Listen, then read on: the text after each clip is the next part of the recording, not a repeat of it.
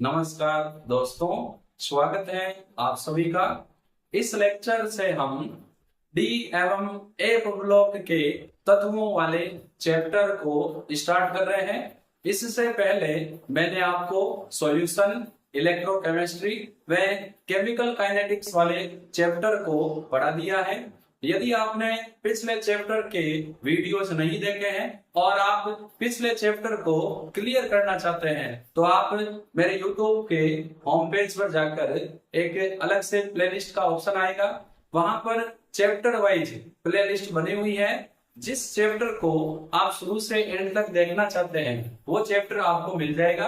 आप प्लेलिस्ट के माध्यम से चैप्टर को शुरू से एंड तक देख सकते हैं। इसके अलावा हर एक चैप्टर की प्लेलिस्ट का लिंक भी आपको इस वीडियो और प्रत्येक वीडियो के डिस्क्रिप्शन बॉक्स में मिल जाएगा। जिस चैप्टर को आप देखना चाहते हैं उस चैप्टर के लिंक पर आप जैसे ही क्लिक करेंगे उस चैप्टर की पूरी प्लेलिस्ट आपके सामने ओपन हो जाएगी और वहां से आप उसको देख सकते हैं। हम आते हैं चैप्टर डी एवं एफ ब्लॉक के तत्व। इस लेक्चर में मैं आपको डी एवं एफ ब्लॉक के तत्व का सामान्य परिचय और उसके बाद डी ब्लॉक के तत्वों का इलेक्ट्रॉनिक विन्यास पढ़ाऊंगा। देखो, डी एवं ए ब्लॉक के तत्व को हम दो सेक्शन में पढ़ेंगे। पहले हम बात करेंगे डी ब्लॉक के तत्व, उसके बाद बात करेंगे एफ ब्लॉक के तत्व। इस चैप्टर में हम क्या क्या चीजें पढ़ने वाले हैं। डी ब्लॉक के तत्व में हम सामान्य परिचय, इलेक्ट्रॉनिक विन्यास, फिर डी ब्लॉक तत्वों के सामान्य गुण जैसे आयनन एंथैल्पी, ऑक्सीकरण अवस्था, रंगीन आयनों का बनना, अंतराकाशीय यौगिकों का निर्माण, मिश्र धातुओं का निर्माण, चुंबकीय गुण और दो महत्वपूर्ण यौगिक पोटेशियम परमैंगनेट और पोटेशियम डाइक्रोमेट। उसके बाद एफ ब्लॉक के तत्वों में सामान्य गुण, इनके इलेक्ट्रॉनिक विन्यास और इनकी तुलना के बारे में हम पढ़ेंगे। तो हम सबसे पहले बात कर रहे हैं डी ब्लॉक के तत्व की। जैसा ही नाम से पता चल रहा है वह तत्व जिनमें अंतिम इलेक्ट्रॉन डी कक्षक में भरा जाता है डी ब्लॉक के तत्व कहलाते हैं, और वह तत्व जिनमें अंतिम इलेक्ट्रॉन एफ कक्षक में भरा जाता है एफ ब्लॉक के तत्व कहलाते हैं। तो मैं यहां पर सब हेडिंग लगा देता हूं।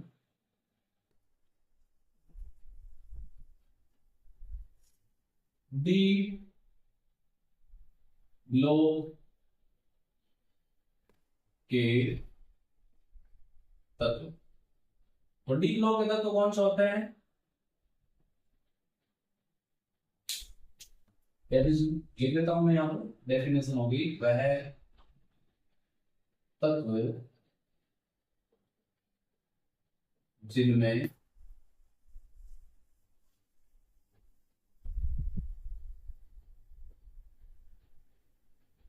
अंतिम इलेक्ट्रॉन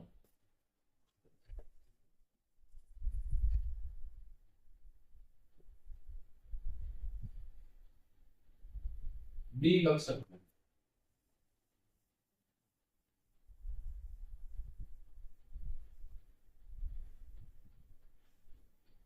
बढ़ता है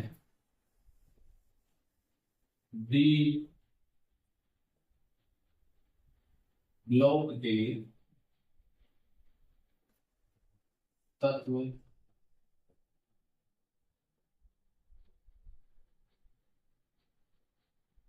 कहलाता है। ये तो इनकी सामान्य बात कि डी ब्लॉक के तत्व हमें किसे कहेंगे। अब हम बात कर रहे हैं कि जो डी ब्लॉक के तत्व है इनकी आवर्त सारणी में पोजीशन क्या है। तो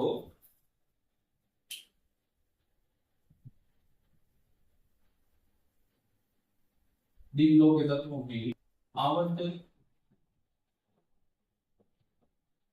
सारणी में स्थिति। देखो, यदि मैं आवर्त सारणी का एक आउटलाइन यहां बनाऊं तो आवर्त सारणी दिखने में कुछ ऐसी है।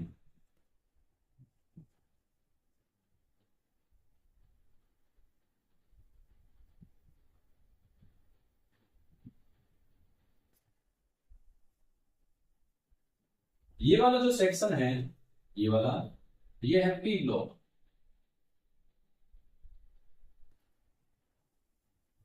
और ये वाला जो सेक्शन है ये है एस ब्लॉक।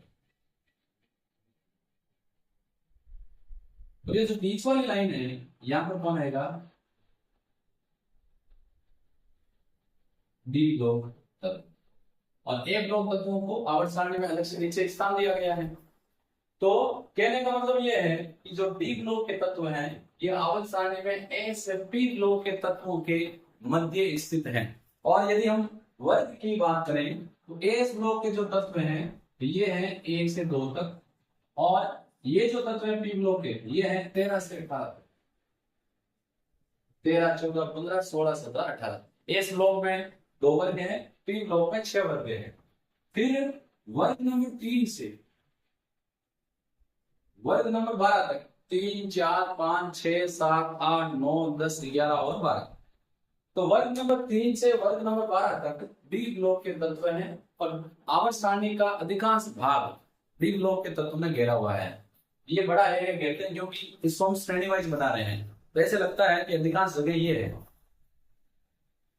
संख्या की बात नहीं कर रहा हूं, मैं बात कर रहा हूं कि आवर्त सारणी में क्योंकि इसको श्रेणी वाइज पढ़ते हैं ना, वर्ग वाइज नहीं पढ़ते हैं। डी ब्लॉक और ए ब्लॉक के तत्वों को हम श्रेणी वाइज या एक चेन क्रम में इनको पढ़ते हैं, क्योंकि एक श्रेणी में जो एलिमेंट है इनके गुणों में समानता पाई जाती है, इसीलिए हम इनको श्रेणीवार पढ़ते हैं। जबकि एस और पी ब्लॉक के तत्वों को हम वर्गवार पढ़ते हैं, क्योंकि एक ही वर्ग के तत्वों के गुणों में समानता होती है।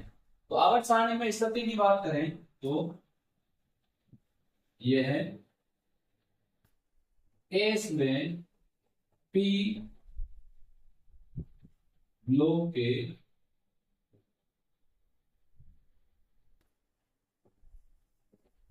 तत्वों के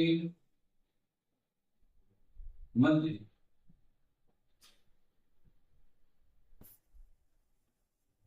स्थित है। इसीलिए इनको कई व्यक्ति संक्रमण तत्व नाम देते हैं, क्योंकि एस और पी के मध्य स्थित है। अब संक्रमण नाम क्यों दिया जाता है उसको डिटेल से भी लेंगे। ये है वर्ग 3 से वर्ग 12 तक स्थित है।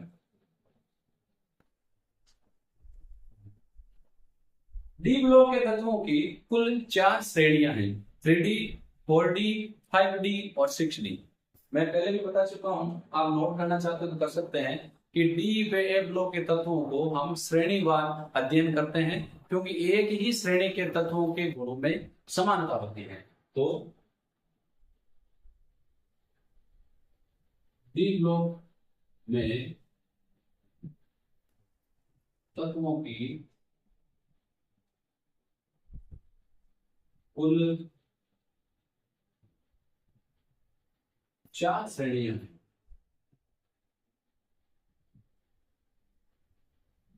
कौन सी? नंबर 1 3D श्रेणी, नंबर 2 4D श्रेणी, नंबर 3 5D श्रेणी और नंबर 4 6D श्रेणी। 3D श्रेणी जो है ये अपने इसके नियम से स्टार्ट होती है, परमाणु क्रमांक 21 इसके नियम से स्टार्ट होती है, जिंक तक खत्म होती है और जिंक का परमाणु क्रमांक है 20। कुल कितने तत्व हैं? 10 एलिमेंट। 40 श्रेणी स्टार्ट होती है 39 यूट्रियम से और खत्म होती है कैडमियम 48। यार जरा से निभा मौत तक रुका में पड़े तो आग में कूद जाए। यहां पर 10 एलिमेंट। फिर 5D श्रेणी जो है ये स्टार्ट होती है लैंथनम से 57 से खत्म होती है मरकरी Hg परमाणु क्रमांक 18। इसमें भी कुल कितने तत्व हैं? 10। ये जो 60 श्रेणी है इसमें अधिकांश जगह 4 जगह तत्वों की खाली है। ये शुरू होती है एक्टिनम से नंबर 89 से और समाप्त होती है अन बायम 112 तत्व। यहाँ भी 10 तत्वों की जगह है, लेकिन 4 तत्व खोजे नहीं गए हैं, इसीलिए इसको हम क्या बोलते हैं, अपूर्ण श्रेणी। इसमें 4 तत्व क्या है, कम, जिनकी खोज नहीं की। तो डी ब्लॉक में अगर हम कहें तो मोटे तौर पर कुल तत्वों की संख्या 40 है।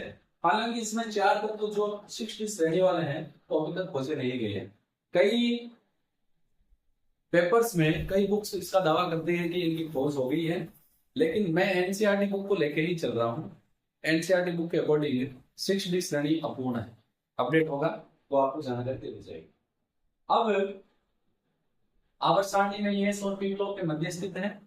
आवर्त सारणी को ब्लॉक में बांटा गया, S block, P block, D block, A block. जैसे कॉलेज में होता है ये science block, arts block, commerce block, या chemistry department, physics department, botany department, zoology department, खंड ब्लॉक, वैसे ही आवर्त सारणी को भी खंडों में बांटा गया है।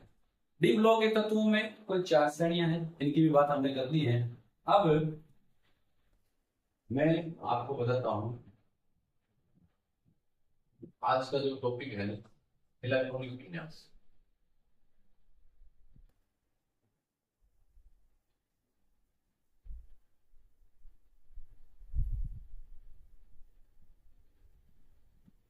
यहां से सवाल खूब पूछे जाते हैं, इसीलिए आप लोग ध्यानपूर्वक इसको देखना है। सबसे पहले आता है इलेक्ट्रॉनिक विन्यास क्या होता है। ये आपको 12th एनसीईआरटी बुक में कहीं नहीं मिलेगा।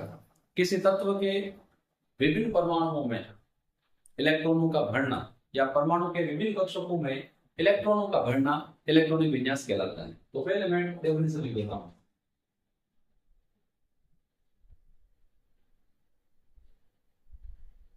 परमाणु के विभिन्न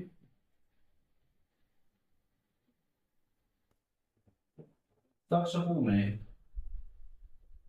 इलेक्ट्रॉन का भरना, ये ई माइनस का मतलब क्या है, इलेक्ट्रॉन। उसी को हम क्या बोलेंगे, इलेक्ट्रॉनिक विन्यास। देखो 12th केमिस्ट्री में 3D श्रेणी को ज्यादा फोकस किया गया है। 4D श्रेणी, 5D श्रेणी और 6D श्रेणी को फोकस नहीं किया गया है, इसीलिए हम 12th लेवल के हिसाब से 3D श्रेणी को ही फोकस करके पढ़ेंगे। इलेक्ट्रॉनिक विन्यास में हम श्रेणी वाइज इसका इलेक्ट्रॉनिक विन्यास बढ़ेंगे। तो मैं आपको 3D, 4D और 5D श्रेणी के कुछ 3D को डिटेल से पढ़ाऊंगा, 4D और 5D के जो एक्सेप्शन है उनके हम यहाँ पे बात करेंगे। तो सबसे पहले नंबर 1 हम ले लेते हैं इलेक्ट्रॉनिक विन्यास में 3D श्रेणी। देखो यदि आप 12th केमिस्ट्री पढ़ रहे हैं तो आपको 3D श्रेणी अच्छे से याद होनी चाहिए, क्योंकि इस चैप्टर में 3D श्रेणी काम आएगी। इसके अलावा जो चैप्टर नंबर अगला है कोऑर्डिनेशन केमिस्ट्री, उसमें इसके बिना काम नहीं चलेगा। आप देख सकते हैं जब हम उसको पढ़ेंगे। तो पहले हम बात कर रहे हैं याद नेगेटिव। तो देखो एसी, टीवी, सीआर में हैंको, नी, पुंज। तो यहां पर एसी से क्या हो जाएगा, स्कैंडियम, टी से टीआई, वी से वेनेडियम, सीआर से सीआर, में से एमएन, हे से एफई, को से सीओ, वी से एनआई, उ से सीयू, जे से जेड। 21, 22, 23, 24, 25, 26, 27, 28, 29। अब देखो यदि हम 21 वाले का इलेक्ट्रॉनिक विन्यास लिखते हैं तो इसको ऐसे लिखा जाएगा, पहले 1s2, फिर 2s2, फिर 2p6, फिर 3s2, फिर v6। कितना हो गया, 2 2 4 से 10 2 12 से 18 हो गया। 18 के बाद आएगा 4s2, फिर आएगा 3D, ऐसे लिखा जाता है। लेकिन यहाँ से लेके यहाँ तक जो इलेक्ट्रॉनिक विन्यास है वो 18 तक का इलेक्ट्रॉनिक विन्यास है ऑर्गन का। इसीलिए हमें इतना लंबा चौड़ा लिखने की आवश्यकता नहीं है। इलेक्ट्रॉनिक विन्यास को शॉर्ट करने का तरीका ये है कि हम खाली ये लिखते हैं ब्रैकेट में ऑर्गन, बस 1s2 2s2 2p6 3s2 3p6 वो लिखने की आवश्यकता नहीं। अब इसके बाद में क्या आएगा 4s 3d, 4s में जाएंगे 2, 3d में जाएगा 1, 18 3 21 हो गए। टाइटेनियम में ऑर्गन के बाद 4s में 2, d में 2। वेनेडियम में ऑर्गन के बाद 4s में 2 और 3d में कितना आएंगे 3, ऐसे आएंगे। अब इसमें होता क्या है कि हम 1s2 2s2 2p6 3s2 3p6, तो ये 3d जो है ये तीसरे ब्लॉक का है, इसलिए लिखते टाइम हम इसको अंदर डालते हैं। तो अंदर डाल लेते हैं, देखो कैसे डालेंगे। क्रोमियम का ऑर्गन के बाद 3d4s, तो देखो क्रोमियम वाला जो है ये एक्सेप्शन है, इसको मैं अंडरलाइन कर देता हूं। इसमें डी में 4 होने चाहिए, एस होना चाहिए 2, तो 2 की जगह एस कम हो जाएगा, डी में हो जाएगा 5। इसका कारण ये है कि अर्धपूरी विन्यास स्थायी होता है और डी में जब 5 इलेक्ट्रॉन आएंगे तो डी कोर्स आधा बढ़ जाएगा। फिर दूसरा कारण ये है कि 3d और 4s कक्षकों की ऊर्जाएं लगभग बराबर होती है, इसीलिए इलेक्ट्रॉन एस से डी में चला जाता है। मैग्नीज में ऑर्गन के बाद 3d में 5 आएंगे और 4s में जाएंगे 2। आयरन में ऑर्गन के बाद 3d में जाएंगे 6, 4s में जाएंगे 2। कोबाल्ट 27, 3d में जाएगा 7, 4s में जाएगा 2। निकल ऑर्गन के बाद d में जाएंगे 8, s में जाएंगे 2। कॉपर एक्सेप्शन है, ऑर्गन d में 9 और s में 2 होने चाहिए, लेकिन d में 10 हो जाएंगे और s में हो जाएगा 1। एक यहाँ से d में चला जाएगा क्योंकि पूर्ण विन्यास खराब हो जाएगा। और लास्ट वाला जो जिंक है इसका हो जाएगा ऑर्गन के बाद d में 10 और s में 2। तो अपने कुल मिलाकर एक तो ये लाल पेन से कर देता हूँ, एक अपवाद है कॉपर और एक अपवाद है क्रोमियम, ये 2 एक्सेप्शन है। इनमें डी में जितने इलेक्ट्रॉन होते हैं उससे एक्स्ट्रा होगा और एस में एक कम होगा, ये ध्यान रखना है। तो ये किसी की कंफ्यूजन नहीं होना चाहिए, मैंने आपको बताया है। देखो 21 वाले में इलेक्ट्रॉन में क्या ऐसे लिखते हैं 1s2 2s2 2p6 3s2 3p6, फिर आता 4s, फिर आता 3d। लेकिन वर्तमान में ऐसा माना जाता है इलेक्ट्रॉन विन्यास लिखने के लिए एक उपकोष जिस कोष का है उसको उसके साथ लिखना चाहिए, इसीलिए हम क्या करेंगे 3d को लिखेंगे पहले और उसके बाद लिखेंगे 4s को, क्योंकि जो 3d है वो तीसरे कोष का है, इसके साथ इसको लिखेंगे। इसीलिए हम आपको ये कंफ्यूजन लग रहा है ऊपर वाले 3 का, तो मैं इनको भी डी को अंदर डाल देता हूँ, एस को बाहर निकाल देता हूँ। तो ये 3d1 4s2 3d3 4s2 3d2 फिर 3d3 4s, ये बात। फिर इलेक्ट्रॉन विन्यास याद रखना कोई ज्यादा दिक्कत वाली बात कोई नहीं है। जिसका परमाणु क्रमांक 27 है उसके डी में 7, एस में 2, एस में सबके 2 है, एक क्रोमियम को छोड़ के। यदि किसी का परमाणु क्रमांक 22 है तो डी में 2, एस में 2, 21 है तो डी में 1, एस में 2, 21 में 2 1, तो 2 इसमें एस में, 1 इसमें डी में। किसी का परमाणु क्रमांक अगर 28 है तो एस में तो 2 ही होंगे और डी में कितने होंगे 8, तो 2 8 इजी है। अब नंबर 2 हम बात कर लेते हैं 40, इसमें थोड़े एक्सेप्शन ज्यादा है।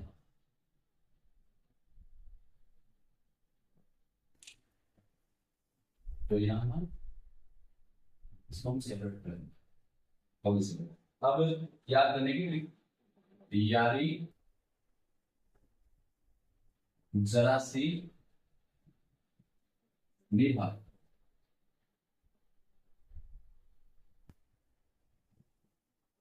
मोद तक रुकावट राह में पड़े तो आग में कूद। ऐसा दोस्त होना चाहिए, यानी जरा सी निभा मौत तक, टिल द डेथ। और अगर रुकावट राह में पड़ गई तो दोस्त के लिए आग में कूद जा। ये तो याराना हो गया।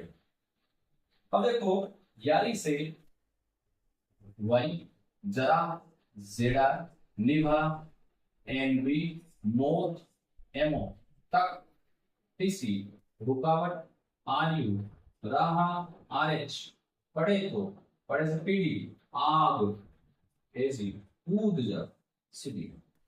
ये शुरू हो जाएगा अपने 39 40 41 42 43 44 45 46 47 ओके। बस हमने लिखना है क्रिप्टॉन। क्रिप्टॉन लिखते ही 36 तक का काम हो गया। फिर क्या आएगा? 4D5S। मैं ये लिख देता हूँ एक बार।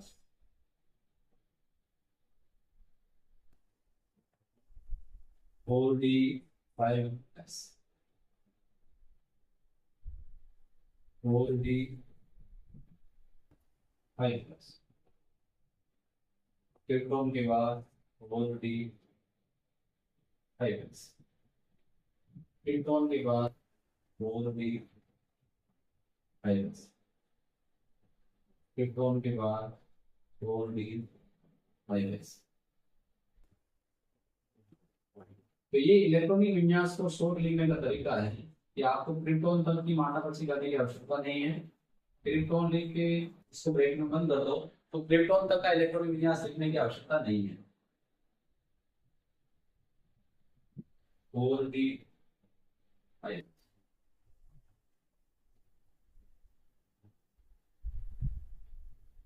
अब एक बार आपको एक्सेप्शन काउंट करवा देता हूं। Niobium, molybdenum, ruthenium, rhodium, palladium, silver. कितने एक्सेप्शन है? 1 2 3 4 5 6। निभा मौत, रुकावट राह पड़े आग। अब देखो, डी में एक, एस में दो, डी में दो, एस में दो, एस में दो ही होंगे। अब यहाँ पर डी में 3 होने चाहिए, लेकिन 3 की जगह डी में होंगे 4, एस में होगा 1। अब 1 2 3 4, इसमें डी में 4 होने चाहिए, लेकिन 4 की जगह डी में होंगे 5, एस में होगा 1। तो 1 2 3 4 5, इसमें डी में होंगे 5, एस में होंगे 2। अलग पेन से लिख देता हूँ ताकि लिखेगा जिससे। अब इसमें 1 2 3 4 5 6, डी में 6 होने चाहिए, होगा 7, एस में होगा 1। इसमें होंगे 8, 1 होगा 9। तो 36 और 9, 36 और 9 काउंट कितना हो जाएंगे? 36 और 9 मिलकर समझेंगे। 1 2 3 4 5 6 7 होने चाहिए, लेकिन 8। अब इसमें 8 होने चाहिए, लेकिन देखो डी में होंगे 10, एस में होगा 0। इसमें डी में 10, एस में 1, और इसमें डी में 10, एस में 2। तो जितने भी अपवाद हैं, इसमें 6 के 6 अपवाद की बात कर रहा हूं, उसमें डी में एक एक्स्ट्रा होगा, एस में एक कम होगा। लेकिन पूरी आवर्त सारणी में डी ब्लॉक के तत्वों में जितने भी अपवाद हैं, उनमें ये एक ऐसा है पैलेडियम पीडी जिसके एस में एक भी इलेक्ट्रॉन नहीं होता। ये आप इसको जरा सा अच्छे से नोट कर लें कि पूरी आवर्त सारणी में पैलेडियम ही एक ऐसा एलिमेंट है जिसके डी में 10 होते हैं, लेकिन एस में एक भी इलेक्ट्रॉन नहीं होता। तो ये हमने बात की 3D, फिर बात की 4D की, 4 सीरीज करके करते हैं 5D।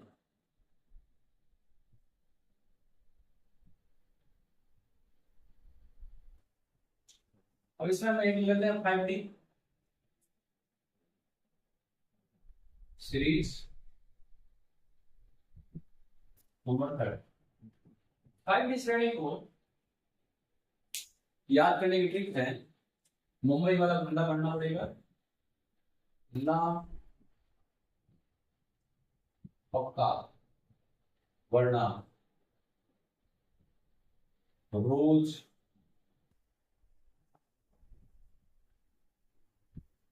इधर पिटाई,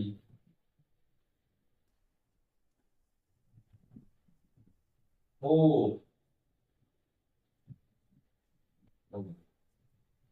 मतलब पहले तो पीट दिया देखो, फिर और धमकी दे रहे हैं कि हफ्ता नया वरना रोज पिटाई और होगी। एक बार से काम नहीं चलेगा। तो देखो लास्ट से लेंथनम एल ठप एच ता टी ए वरना डब्ल्यू रोज आर ई ओ एस इधर आई आर पिटाई पी डी और ए यू होगी एच। ये है 57। लेकिन फिर 58 से सॉरी फिर 58 से 71 तक आ जाएंगे लेंथेनाइट। फिर ये आएगा 2 3 4 5 6 7 8 9 10। फिर आ जाएगा 72 73 74 75 76 77 78 79 सीधा 72 कैसा आया, क्योंकि 58 से 71 ये क्या है, यहाँ बीच में आ जाएंगे लेंथेनाइट का। उसके बाद दूसरी सीरीज जो 5 श्रेणी है 58 से 71 तक लेंथेनाइट तत्व आ जाएंगे, इसीलिए फिर शुरू होगी बाद में 5 श्रेणी 72 से 80 तक खत्म होगी। और 58 से 71 के बीच में क्या है, लेंथेनाइट तत्व। अब देखो इसका इलेक्ट्रॉन विन्यास हो जाएगा जिनोन 54 है, जिनोन के बाद 5d 6s 5d तो ये होगी 54 5 6 7। फिर यहाँ पर थोड़ा सा मामला और हो जाएगा, जिनोन आएगा लेकिन पहले आएगा 4f, ये सब में भरा जाएगा 14, फिर आएगा 5d और फिर आएगा 6s। तो इसमें आ जाएगी 2। तो देखो 54 और 14 68 70 2 72। अपवाद ये है पिटाई और इनका इलेक्ट्रॉन विन्यास हो जाएगा जिनोन के बाद 4f में 14 होंगे, फिर है 5d 6s और इसमें जिनोन के बाद 4f में 14 5d 6s एक इसका ले लेते हैं। जिनोन के बाद 4f 14 5d 6s। तो मरकरी तो अपवाद है नहीं, इसके अंदर डी में जाएंगे 10, एस में जाएंगे 2, इसके डी में 9 होने चाहिए लेकिन जाएंगे 10, एस में जाएंगे 1। इसके डी में कितना होना चाहिए, इसके डी में होना चाहिए 8 लेकिन होगी कितने 9 और एस में जाएगा 1। तो देखो ये है 54 और 14 58 68 68 और 10 78। ठीक है, तो 5d श्रेणी में अपने दो ही अपवाद है प्लैटिनम और गोल्ड, इनके डी में एक एक्स्ट्रा है और एस में एक कम है। तो जितने भी अपवाद हैं जैसे 3d श्रेणी में कौन कौन से, या आप लोग लिखना चाहो एक्सेप्शन,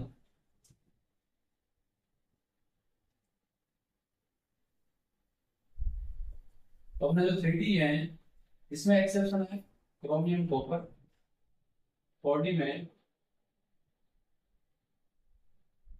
कोई नाइट्रोजन ले लेते हैं, नाइट्रोजन डिब्बा मोर रुकावट राह बड़े ये 4d के हैं। और 5d में जो अपवाद हैं वो हैं गोल्ड और प्लेटिनम। इन सभी में जितने भी ये अपवाद हैं कुल 10 अपवाद हैं, इनमें डी में एक जो ओरिजिनली होना चाहिए उसकी बजाय डी में एक अतिरिक्त होगा और एस में एक कम होगा। पहले डी में ऐसा है जिसके डी में 2 एक्स्ट्रा होंगे और एस खाली होगा, एस में 0 होगा। बस ये आपको ध्यान रखना है, यानी डी में जितना ओरिजिनली होना चाहिए उसकी बजाय इन अपवादों में एक एक्स्ट्रा होगा और एस में एक कम होगा। पैलेडियम एक ऐसा है जिसके डी में 10 होंगे और एस में 0 होगा, यानी एस के दोनों इलेक्ट्रॉन पैलेडियम में डी में चले जाते हैं।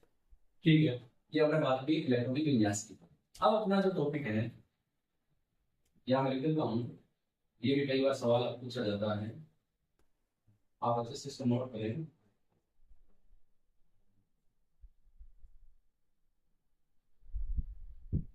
डी ब्लॉक के तत्वों का सामान्य इलेक्ट्रॉनिक विन्यास है। सामान्य का मतलब है जिसमें सभी का इलेक्ट्रॉनिक विन्यास समाहित हो जाए, तो सामान्य इलेक्ट्रॉनिक विन्यास है n-1d अंदर वाले में 1 से 10, ns में 1 से, ये इनका सामान्य इलेक्ट्रॉनिक विन्यास है। यदि अगर n 4s होगा, d होगा 3d, ये 5s होगा तो 4d, ये 6s होगा तो 5d। तो d में इलेक्ट्रॉन 1 से 10 होंगे और s में 1 से 2। ये डी ब्लॉक के तत्वों का सामान्य इलेक्ट्रॉन विन्यास है। अच्छा क्वेश्चन बनता है, आप इसको नोट कर ले। अब बात करते हैं ये क्या होता है, ट्रांजिशन एलिमेंट।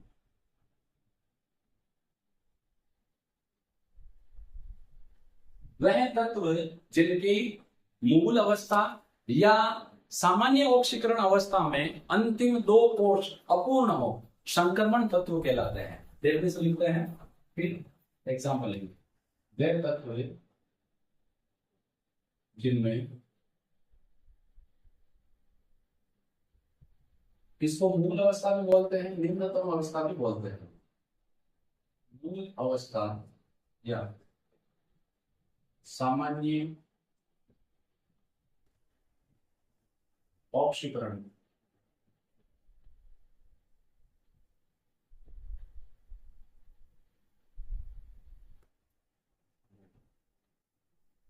अवस्था में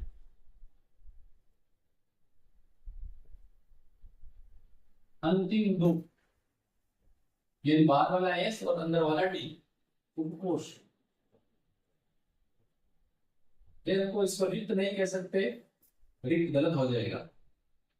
अपूर्ण, यानी एक इलेक्ट्रॉन की भी जगह अगर खाली है तो अपूर्ण है, क्या कहलाएंगे, संक्रमण तत्व।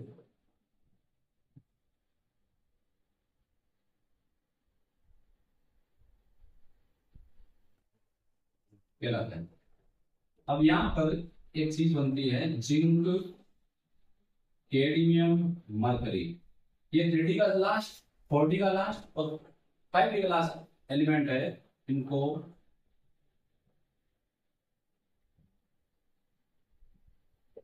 संक्रमण तत्व नहीं माना जाता।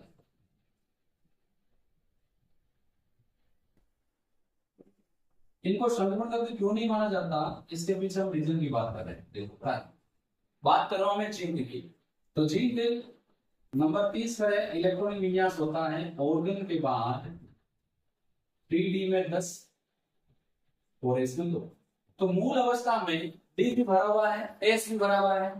सामान्य आयनिक अवस्था की बात कर रहे हैं, यानी जिंक प्लस 2, तो 3D में हो जाएंगे 10 और एस कितना हो जाएगा 0।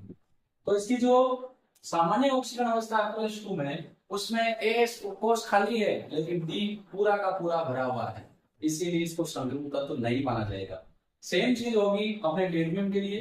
कैडमियम क्या होता है, ये होता है क्रिप्टॉन के बाद 3D की बजाय 4D में 10 और 5s में 2। तो ये मूल अवस्था है, मूल अवस्था में दोनों कोष भरे हुए हैं। सामान्य ऑक्सीकरण अवस्था की बात करेंगे कैडमियम +2 की, तो 4D में 10 और 4s में कितना, 5s में कितना होगा 0। तो जिंक, कैडमियम, ऐसे ही मरकरी, मरकरी में क्या होगा 5d10 6s2 है। इसका सामान्य ऑक्सीकरण अवस्था क्या होती है Hg+2, लिख देते हैं अगर दिक्कत है तो Hg। जीनोन के बाद 4a14, 5d में 10, 6s2, अंतिम 2 कोष ये वाले हैं, दोनों भरे हुए हैं। सामान्य ऑक्सीकरण अवस्था की बात करेंगे मरकरी +2, तो 4a14, 5d में 10 है और 6s में कितना है 0। तो इनमें अंतिम दो कोष की अगर हम बात करें तो इनकी सामान्य अवस्था में दोनों कोष भरे हुए हैं। आयनिक अवस्था में एक अंदर वाला डी कोष पूरा भरा हुआ है। शर्त क्या है कि चाहे मूल अवस्था हो चाहे सामान्य ऑक्सीकरण अवस्था हो, अंतिम दो कोष अपूर्ण होने चाहिए। इनकी सामान्य और आयनिक अवस्था में अंतिम दो कोष रिक्त नहीं है, डी कोष पूरा का पूरा भरा हुआ है, इसीलिए इनको संतृप्त तत्व नहीं माना जाता है। एक इसी से रिलेटेड सवाल आता है, कॉपर, सिल्वर और गोल्ड, इनको संक्रमण तत्व माना जाता है। अब ऐसा क्या है कि इनको संक्रमण तत्व माना जाता है? तो कारण में मैं आपको कॉपर और सिल्वर दोनों का एग्जांपल लेके यहां समझा देता हूं। कॉपर होता है 29 पर अपवाद है, ऑर्गन के बाद इलेक्ट्रॉनिक विन्यास होता है 3d में 10 पोजीशन A। सिल्वर क्रिप्टॉन के बाद 4d में होते हैं 10 पोजीशन होता है, सॉरी 5s में होता है 8। तो सामान्य अवस्था या मूल अवस्था की बात करें तो बाहर वाला एक कोष अपूर्ण है, एक इलेक्ट्रॉन की जगह है। लेकिन जब इनकी सामान्य ऑक्सीकरण अवस्था की बात करेंगे, जैसे कॉपर +2, तो क्या होगा? ऑर्गन के बाद देखो यहां से एक निकलेगा, फिर एक यहां से निकलेगा, तो डी में हो जाएगी 9 और पोजेस में हो जाएगी 0। ऐसे अगर सिल्वर की बात करें तो सिल्वर +2, क्रिप्टॉन के बाद 14 हो जाएगी 9 और 5 हो जाएगी 0। तो देखो अंतिम दो कोष क्या है? अपूर्ण है। एक जगह डी में है, एक जगह एस में है। एस में हालांकि दो जगह है, तो इनकी सामान्य ऑक्सीकरण अवस्था में अंतिम दो कोष अपूर्ण है।